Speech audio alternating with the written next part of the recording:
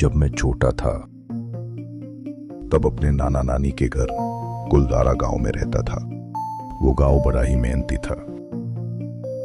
लोग सुबह सुबह खेतों में जाते, पसीना बहाते और धरती मां से अपना पेट पालते। मेरे नाना जी गरीब किसान थे। जमीन का एक छोटा सा टुकड़ा था उनके पास। उसी पर गेहूं, धान और सब्जियां उगाते। हर दूसरे तीसरे दिन सब्जियां और धान बैलगाड़ी में भरकर शहर के बाजार ले जाई जाती। वही हमारी रोजी रोटी का सहारा था। हमेशा की तरह मैं और नाना जी बैलगाड़ी में सब्जियों के बोरे भरकर शहर के बाजार जाने की तैयारी कर रहे थे, मगर उस दिन देर हो गई थी। इतने में नानी घर से बाहर आई और हमें देखकर बोली, क्या हुआ? अभी तक शहर के लिए नहीं निकले? आज देर हो गई। हाँ, आज देर हो गई। लगता है लौटते लौटते रात हो जाएगी। लेकिन अगर आज नहीं गए तो कल तक ये सब्जियां खराब हो जाएंगी और फिर बाजार में बिकेंगी भी नहीं।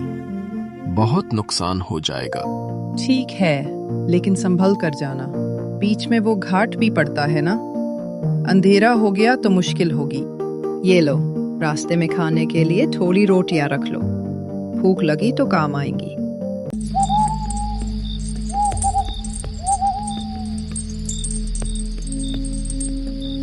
शहर से लौटते लौटते हमें देर हो गई।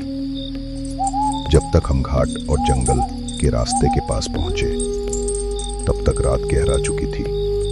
चारों ओर घना जंगल, सुनसान रास्ता और सिर्फ लालटेन की हल्की रोशनी। बैलगाड़ी चलाते चलाते नाना जी ने एक बार आसमान की ओर देखा। उन्होंने देखा राख के रंग का आसमान बादलों से घिर रहा है। चारों ओर की हवा जैसे थम गई हो। उन्हें समझ में आ गया कि तूफान आने वाला है। अचानक मुझे रास्ते पर कुछ दिखा। नाना जी, देखो ना, वहाँ कोई दिख रहा है। तभी एक आवाज सुनाई दी, भाई, गाड़ी रोक दो।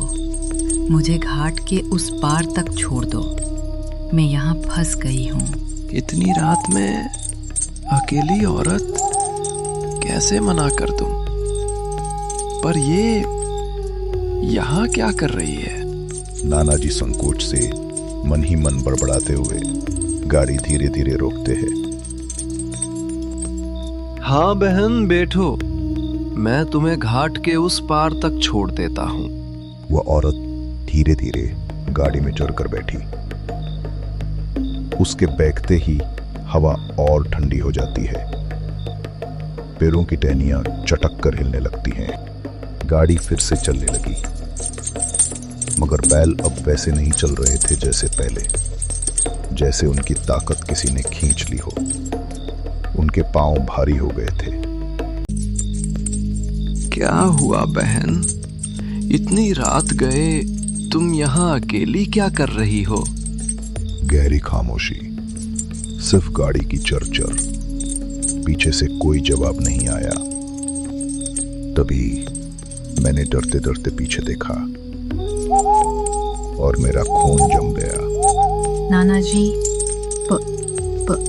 पीछे तो कोई भी नहीं है। समझ गया, कुछ गड़बड़ है। अचानक पीछे से तेज खौफनाक औरत की हंसी, हा हा हा हा, गूंजदार और दूर से हमारे पास आती सुनाई दी। हम दोनों ने एक साथ मुड़कर देखा और उस नजारे ने हमारे पैरों तले जमीन खींच ली। हमने देखा वो कोई औरत नहीं थी, वो तो भयानक साया था। उसकी लाल आंखें अंधेरे में जल रही थीं।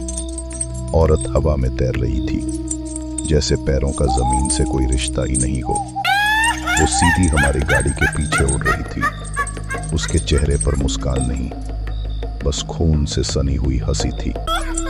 नाना जी ने बैलगाड़ी जितना तेज चला सकते थे चला दी, मगर वो साया हवा में तैरते हुए हमारे बिल्कुल पीछे हमारे बराबर आ रही थी। उस ठंडी रात में भी मेरे शरीर से पसीना टपक रहा था।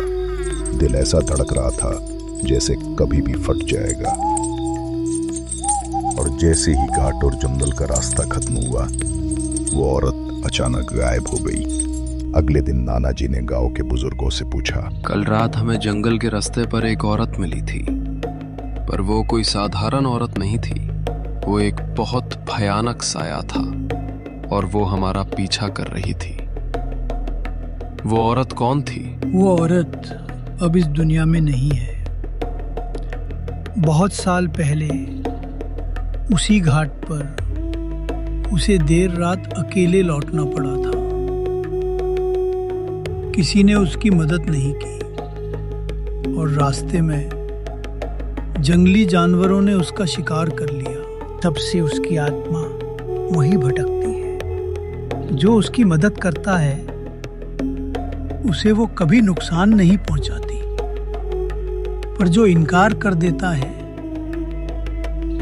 उस पर वो मौत बनकर टूट पड़ती है।